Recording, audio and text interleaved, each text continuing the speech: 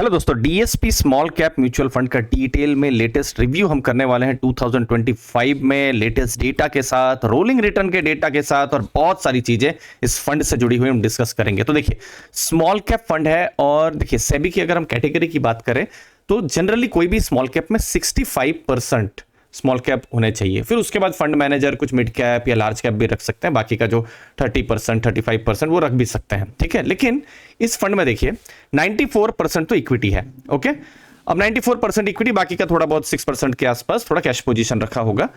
अब उसमें से जो 96% है, मतलब मान लीजिए पूरा पूरा जो पोर्टफोलियो है वो स्मॉल कैप है, जो कि इस फंड को इंटरेस्टिंग बनाता है। और आइडियली किसी स्मॉल कैप फंड से हमारा वही ऑब्जेक्टिव या उम्मीद होनी चाहिए कि भाई स्मॉल कैप में हमने पैसा डाला है तो स्मॉल कैप ही आप लीजिए, ठीक है।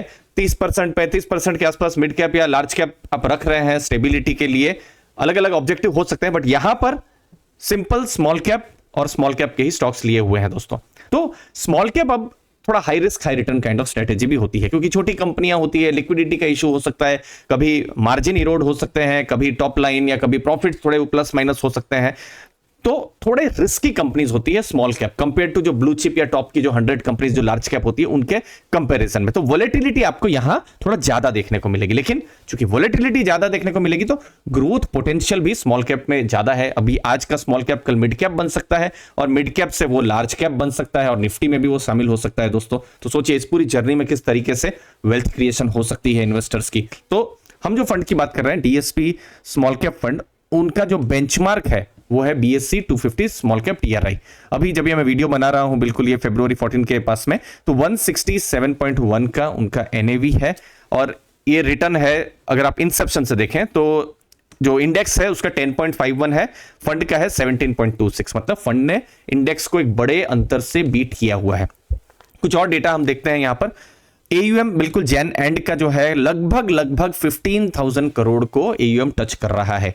एज ऑफ द फंड क्या है तो देखिए, फंड जून 2007 से है, मतलब अभी 17 इयर्स 8 मंथ्स का हो चुका है ये फंड। तो एक लंबा एक्सपीरियंस है इस फंड ने, कुछ साइकिल्स भी देखी हुई है, क्योंकि 2007 है, उसके बाद ही एक बड़ी साइकिल 2008-9 की आई थी जहां पर ग्लोबल फाइनेंशियल क्राइसिस आया था। तो एक बड़ी साइकिल उन्होंने देखी हुई है इस फंड ने। फंड को मैनेज कौन कर रहे हैं? इंडस्ट्री में वेटरन एक रिस्पेक्टेड नाम है मिस्टर विनीत सांबरे, वो मैनेज कर रहे हैं। और बड़ी बात क्या है कि वो जून 2010 से मैनेज कर रहे हैं। तो फंड में वो स्टेबिलिटी है कि फंड मैनेजर्स लंबे समय से हो तो एक स्टेबिलिटी भी बताता है। अब देखिए, कोई मान लीजिए कोई फंड हो लास्ट 5 ईयर या 6 ईयर में 3 बार फंड मैनेजर चेंज हुए हो, तो अलग अलग थॉट प्रोसेस होता है अलग अलग फंड मैनेजर का, तो थोड़ा बहुत डिस्टॉर्शन जैसा हो सकता है। लेकिन यहां पर एक कॉन्सिस्टेंट फिलोसॉफी यहां पर हमको देखने को मिल रही है। और मिस्टर रेशम जैन है, उनका 19 इयर्स का एक्सपीरियंस है, वो भी 2018 मार्च से है दोस्तों। अब ये रिटर्न की बारी। अब देखिए, रिटर्न पर एक चीज मैं पहले आपको बता दूं कि रिटर्न के बेसिस पर हम ये कभी नहीं कह सकते कि फ्यूचर में भी ऐसा होने वाला है। ये पहली चीज है, ठीक है।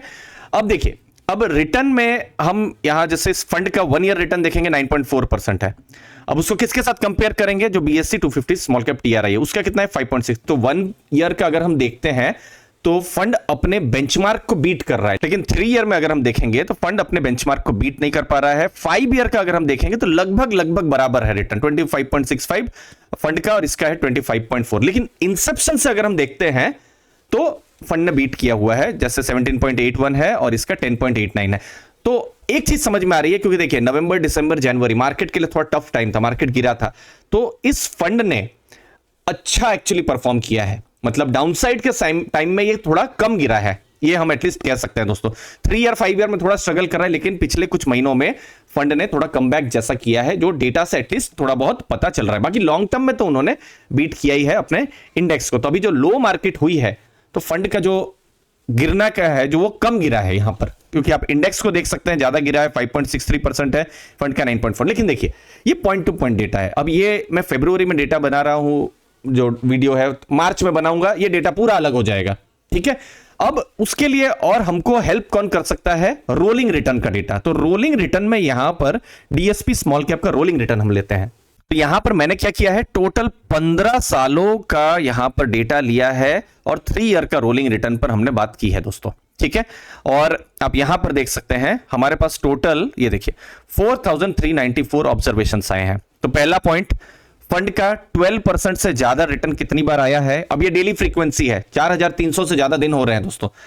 66.5%, 12%, मतलब 3 साल आपने इन्वेस्ट किया है, कितनी पॉसिबिलिटी या डिस्ट्रीब्यूशन रहा है 12% से ज्यादा 66%।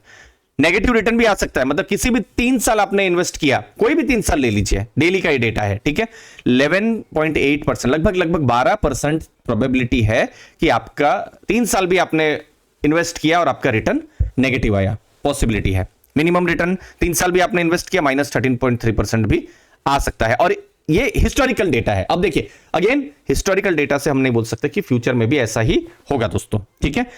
मैक्सिमम ड्रॉडाउन स्मॉल कैप है तो ज्यादा यहां पर हो सकता है। अब देखिए यहां इसीलिए कहा जाता है ना इक्विटी को क्यों लॉन्ग टर्म के लिए, आप देखिए यही रोलिंग रिटर्न का डेटा को मैं 7 ईयर के पीरियड कर देता हूं, मतलब आपने 7 ईयर तक आपने इन्वेस्ट किया, ठीक है, तो हमारे पास नंबर ऑफ ऑब्जर्वेशन कम हो जाएंगे, क्योंकि अब हम 7 ईयर का डेटा ले रहे हैं।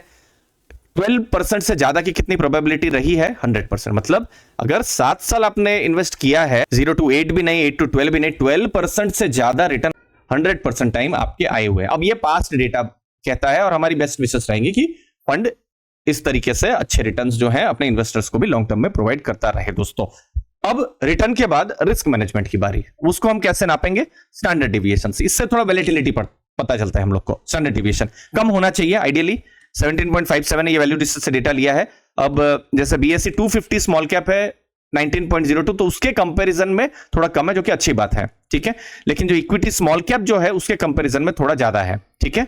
तो वॉलेटिलिटी यहां पर है, लेकिन जो इंडेक्स है उससे थोड़ा कम वॉलेटिलिटी है। शार्प रेशियो लगभग बराबर है, 0.65 या 0.64, तो रिस्क एडजस्टेड रिटर्न लगभग बराबर है या थोड़ा कम यहां पर देखने को मिल रहा है दोस्तों। तो फंड एक्चुअली में जो डेटा से पता चल रहा है कि 3 ईयर 5 ईयर के पीरियड में थोड़ा स्ट्रगल कर रहा था, लेकिन लास्ट कुछ महीनों में आउट परफॉर्मेंस आया है, और उसको हम शायद कॉन्साइड, हम ऐसा मान सकते हैं कॉन्साइड कर रहा है वो किसके साथ? जो मार्केट का फॉल आया है उसके साथ, ठीक है। अब फंड में क्या क्या पोर्टफोलियो में मेन कंपनीज हैं, जैसे जुबिलेंट इंग्रेविया, ई क्लर्क्स, वेल्सपन, दोडला डेयरी, फिर Cyient, safari, सुप्राजीत engineering, LT foods, त्रिवेणी इंजीनियरिंग, लुमैक्स ऑटो, मैक्सिमम आपको स्मॉल कैप से देखने को मिलेंगे। यहां पर कहीं बीच में बहुत सारे पोर्टफोलियो में बीच में कोई एक लार्ज कैप भी आपको देखने को मिल जाता है, वैसा नहीं है, प्योर स्मॉल कैप है। ई क्लर्क्स उन्होंने ऐड किया है ये जनवरी महीना, फिर दोडला डेयरी को भी ऐड किया है, फिर Cyient, Triveni engineering, Kirloskar oil, Archean chemical, Voltamp और भी बहुत सारी कंपनियों को ऐड किया। तो मेन वेटेज में इन सब कंपनियों को भी उन्होंने ऐड किया है, जब ये जनवरी महीने की हम बात कर रहे हैं। लास्ट में कुछ की पॉइंट दोस्तों, 10th लार्जेस्ट फंड हाउस है DSP म्यूचुअल फंड। जो फंड हाउस की अगर हम बात करें तो बहुत पुराना फंड हाउस है, बड़ी हिस्ट्री रही है उनकी भी। स्टेबल फंड मैनेजर है मिस्टर सांबरे, लंबे समय से है, तो ये एक पॉजिटिव चीज हो जाती है। फंड ने लॉन्ग टर्म में बीट किया हुआ है, शॉर्ट टर्म में भी 1 ईयर में भी बीट किया है, लेकिन 3 ईयर 5 ईयर के बेसिस पे फंड थोड़ा स्ट्रगल कर रहा है जो अपने बेंचमार्क है उसको बीट करने में दोस्तों।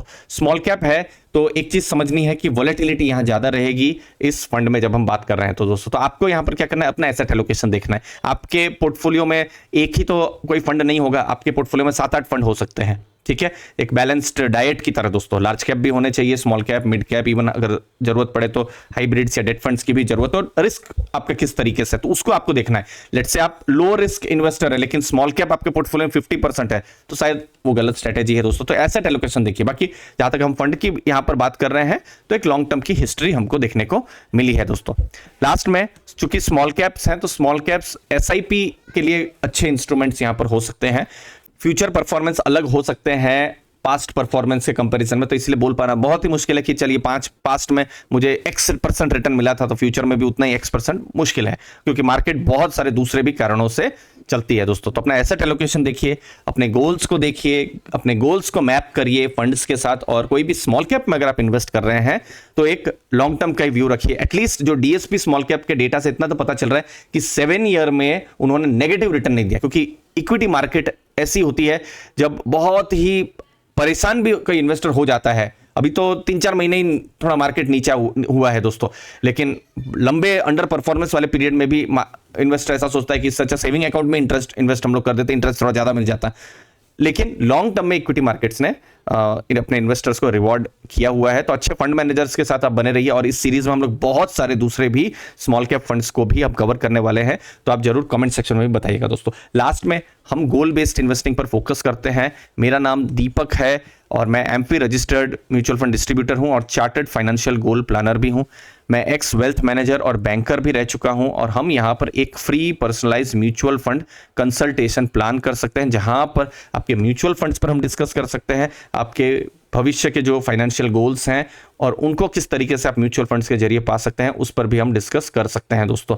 और मैंने पास्ट में और अभी भी बहुत सारे क्लाइंट्स को गाइड किया हुआ है दोस्तों। तो आपको क्या करना है, गूगल फॉर्म है, गूगल फॉर्म की लिंक डिस्क्रिप्शन बॉक्स में, आपको गूगल फॉर्म को फिलअप करना है। मैं या मेरी टीम में से कोई आपको आपके साथ कोऑर्डिनेट करेंगे और हम लोग प्लान कर सकते हैं मीटिंग के बारे में। आपके गोल्स के ऊपर हम डिस्कस कर सकते हैं, वेल्थ क्रिएशन, घर खरीदना, SWP एक्सेट्रा गोल्स पर हम डिस्कस कर सकते हैं। जो हमारे क्लाइंट्स हैं दोस्तों, उनका हम रेगुलर पोर्टफोलियो रिव्यू करते रहते हैं, portfolio execution, monitoring, asset allocation और बाकी भी बहुत सारे सपोर्ट हम उनको प्रोवाइड करते हैं दोस्तों। तो मुझे उम्मीद है आपको वैल्यू जरूर मिलेगी। आप डिस्क्रिप्शन बॉक्स में देख सकते हैं, गूगल फॉर्म की लिंक को मैंने दिया हुआ है दोस्तों। आप गूगल फॉर्म को आपको फिलअप करना है, सिंपल फॉर्म है दोस्तों। आपकी सभी डिटेल्स कॉन्फिडेंशियल रखी जाएगी। आपके कीमती समय के लिए बहुत बहुत धन्यवाद। थैंक यू दोस्तों।